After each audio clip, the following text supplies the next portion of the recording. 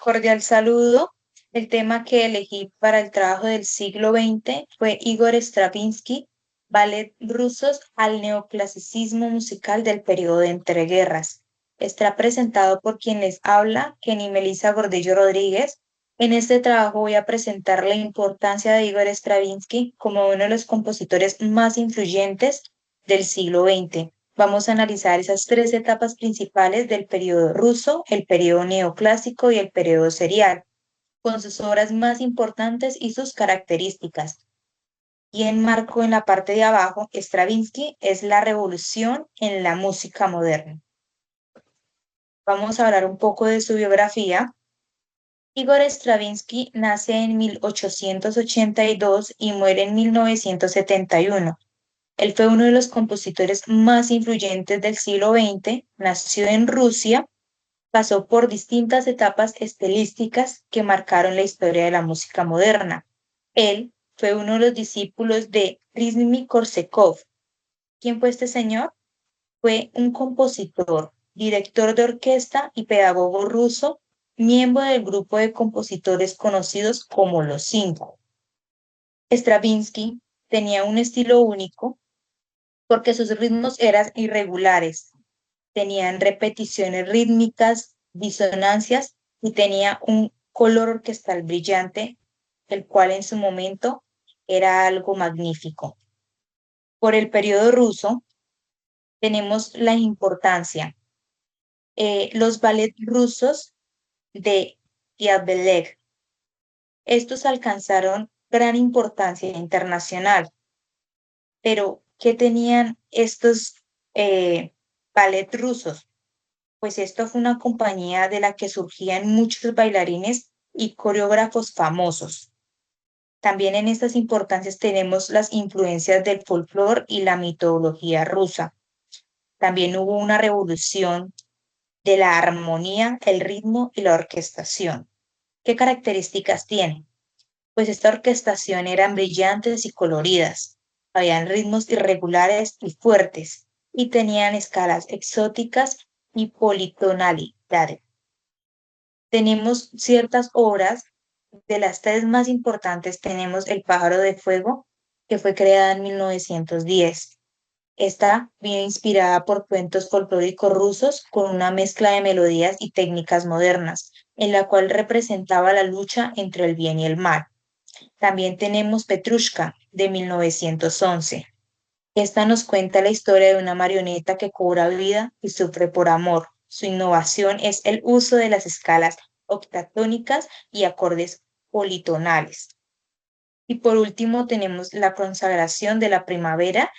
Ella fue realizada en 1913, la cual es una de las obras más revolucionarias de la música moderna. Viene representada con antiguos rituales paganos, con los sacrificios de una doncella. Estas marcaban un antes y un después en la historia de la música. Y por estos lados, de abajito, le tengo los links.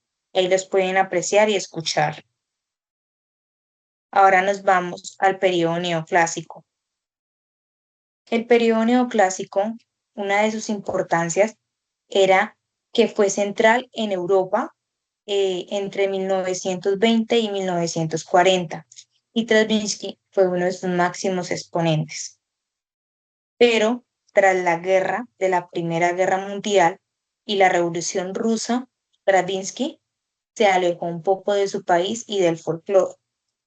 También tenemos que su música empezó a buscar más orden, inspirándose en estilos del barroco y el clasicismo, y asimismo se convirtió en el máximo exponente del neoclasicismo musical. ¿Qué características tiene este periodo? Usó de formas antiguas, sinfónicas y conciertos, pero con lenguaje moderno. Tenía una continuidad con su estilo, bloques sonoros, ritmos marcados y timbres novedosos. Y tenía mayor inclinación hacia obras religiosas y reflexivas. Por sus obras podemos ver la Pulcinella, que fue creada en 1920. Esta Eva inspirada en música atribuida al Pergolesi. Fue un compositor violinista de la ópera italiana. Al inicio del neoclasicismo, mezcla lo antiguo con lo moderno. Por el segundo silla tenemos a Pollón Museguete, que nace en 1928. Este ballet fue inspirado en la mitología griega. Él refleja la pureza y la serenidad del clasicismo con un estilo elegante y refinado. Y por último tenemos la Sinfonía de los Salmos de 1930. Esta fue una obra coral orquestal con textos bíblicos, muestra la espiritualidad de Stravinsky y la unión de lo religioso con la modernidad. Y abajo se pueden apreciar sus obras. El periodo serial. Tenemos como importancia que después de la muerte de Escobar, en 1951 Stravinsky adoptó técnicas dodecafónicas y seriales, aunque mantuvo su estilo propio. Pero ¿quién fue Escobar? Él fue un compositor, teórico musical y pintor austríaco de origen judío. En este mismo periodo muestra su capacidad de reinventarse constantemente sin perder su identidad musical y fue respetado como compositores que nunca dejó de innovar.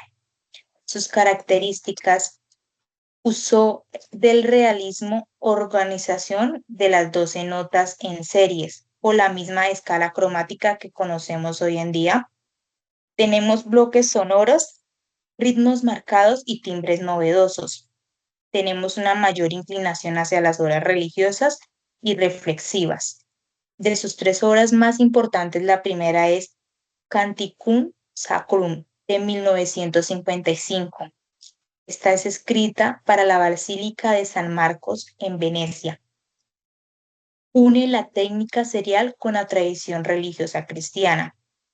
En el segundo lugar tenemos Redmi de 1958, que viene basada en las Lamentaciones de Jeremías, que viene siendo del documento del Antiguo Testamento de la Biblia.